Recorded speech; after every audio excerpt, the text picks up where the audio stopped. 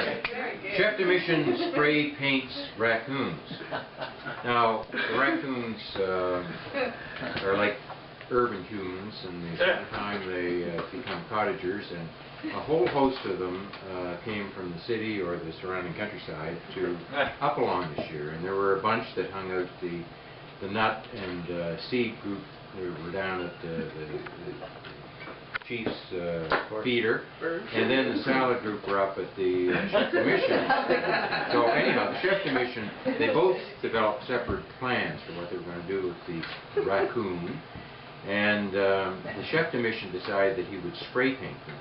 And he built, you've probably all seen the not straight path out there, and that was part of the herding technique, I think, by lying in ambush for the wily raccoon with the spray paint. And I guess it would have to be said that the spray paint program, although innovative and creative, was not a huge success, as reported to me by the chief. Yeah, the PETA people. Well, they were upset, as well as some immediate relatives. The chef is still waiting for a visitation from Pamela Anderson. Coconuts. It's a recurrent theme tonight. The coconut. Anyhow, the chief had adopted a much more reasonable catch-and-release program. And so he got the traps, and in short order, the chief trapped seven raccoons, only one of which was spray painted.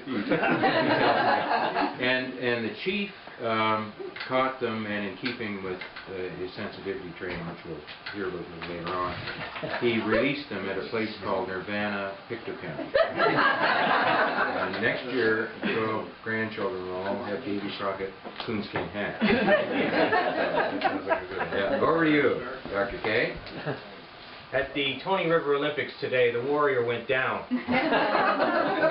All was well with the Olympic supervisor emeritus throughout the three-legged race, the egg and spoon and potato sack races, but then his son called for a partner with the egg toss. The warrior rose to the challenge, took off his supervisory hat, and donned his protective egg.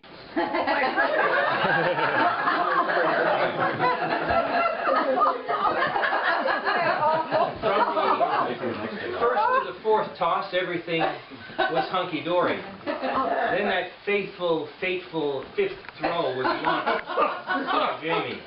The egg went high into the atmosphere. Les tried to follow it, but the sun got into his eyes, and the egg landed squarely in his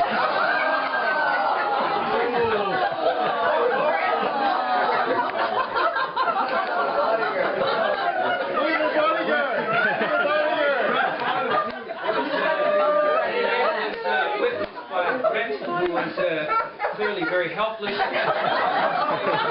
spite of his fireman's training, nothing could be done. It was a spectacular miss, perhaps the best ever in the history of the Olympics, punctuated at the end by a reverse buttock flop. We offer him, the warrior, our congratulations.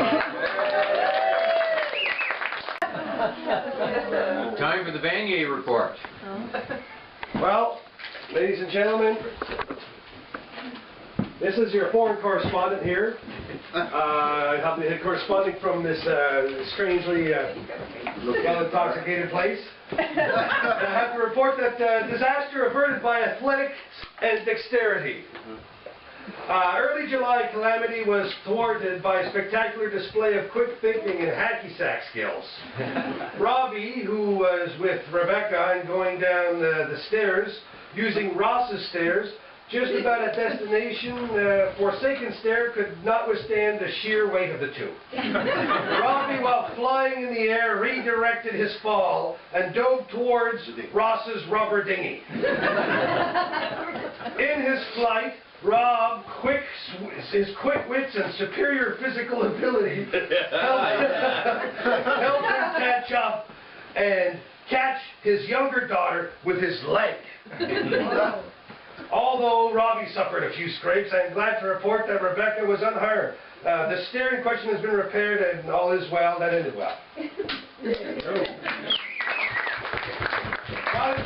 I noticed another phenomenon. 2010 is a spectacular year for the Northumberland with a medicinal property spike. There's a headline.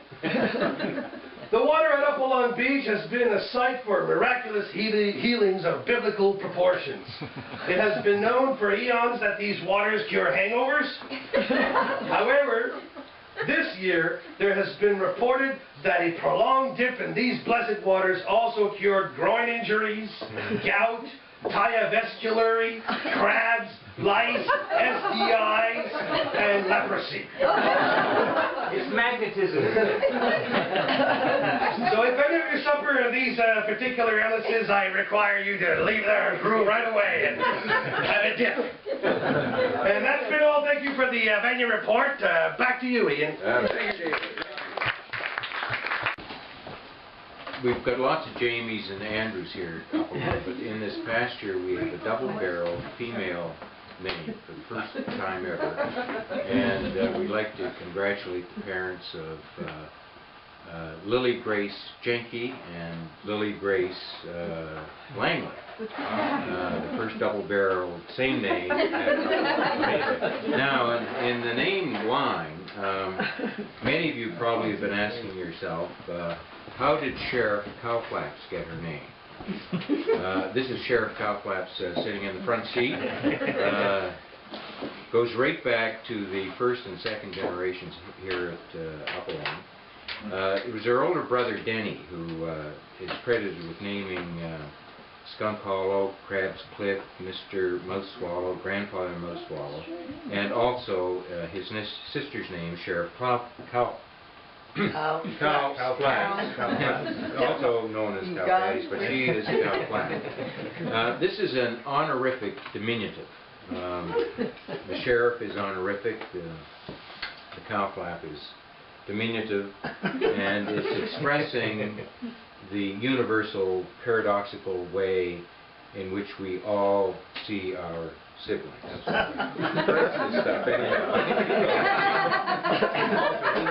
Would you care to translate that? And philosophical, isn't it? Well, and I think, you know, it tells a great story.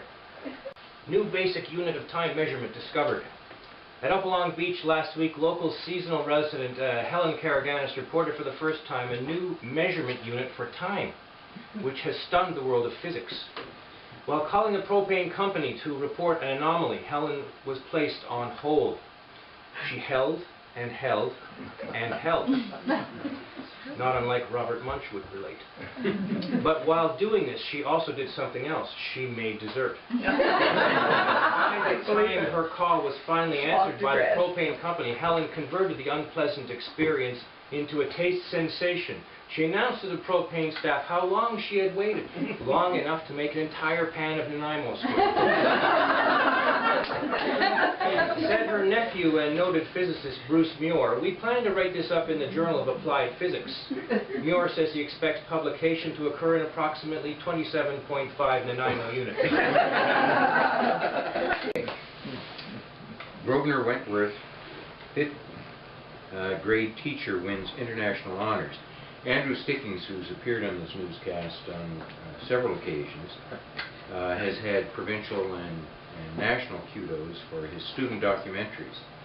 This year he won an international acclaim in Japan. His return to Nova Scotia could be best categorized by the Tom Waits song, "I'm big in Japan, I'm big in Japan." We were going to have that on here, but I have to sing it. But anyway. Well, you did a great job. Well, thank more verses. Thank you. Yeah, no, that's the usual length of lyric that anyone can be expected to hear it up on. But I think a little round of applause for your effort.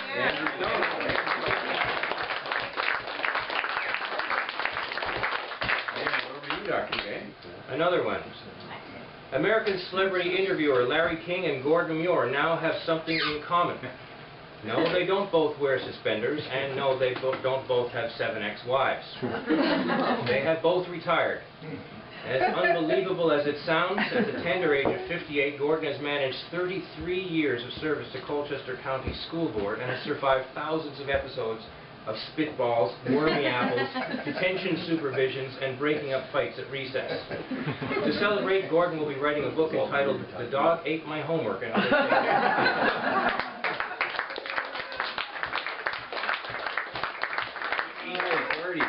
Things.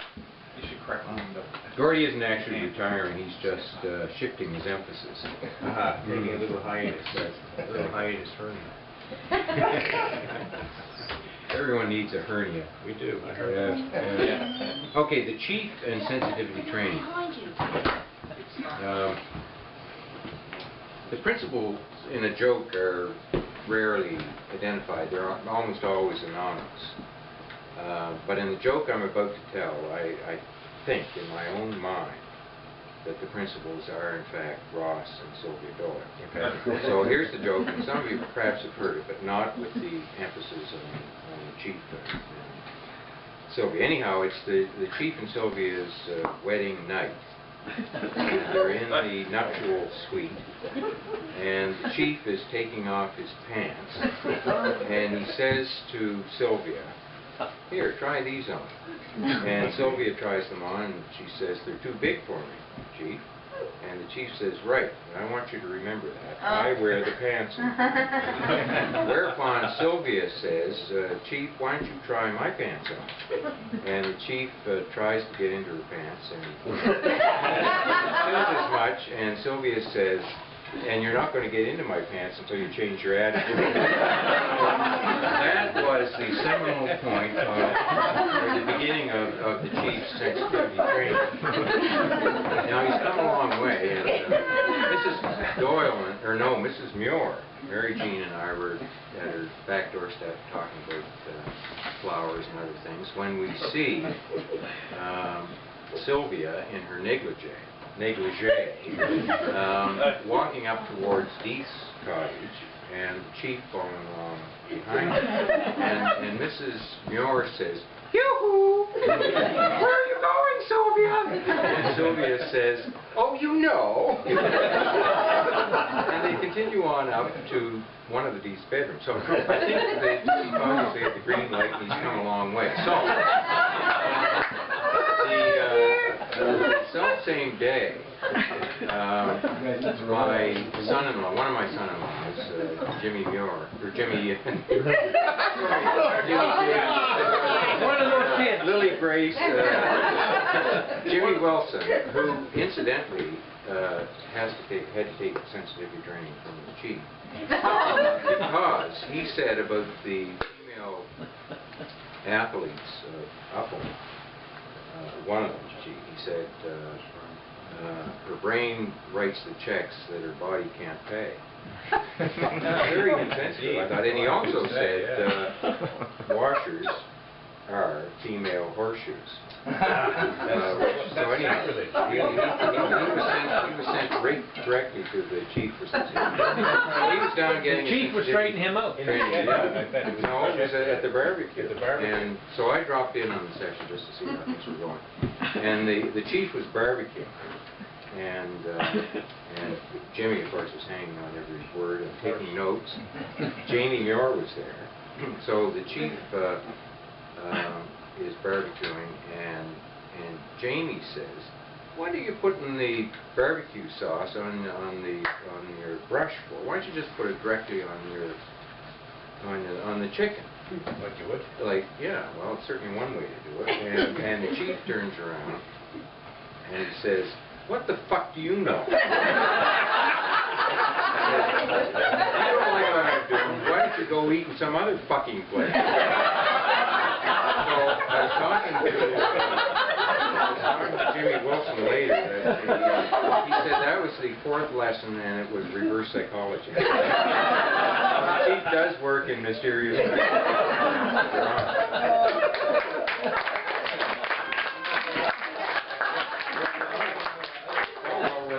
The big cold case, yeah. Okay.